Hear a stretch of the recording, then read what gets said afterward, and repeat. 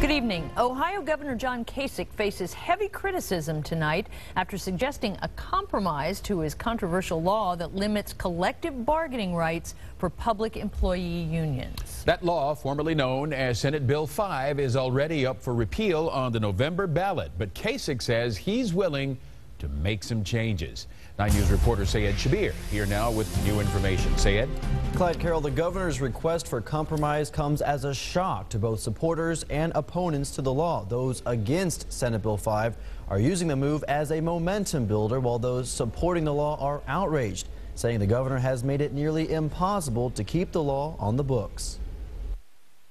After months of organizing some of the state's largest protests and gathering over 1 million signatures, it's no secret Ohio union workers have gained some momentum in their fight to repeal Senate Bill 5.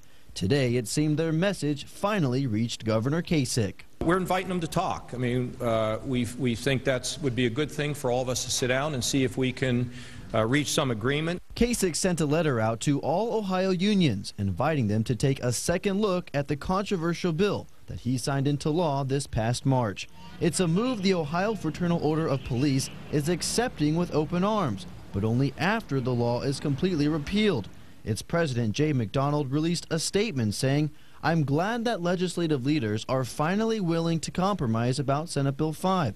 When they repeal it, the men and women of Ohio law enforcement will sit down with those leaders and work together on a reasonable compromise."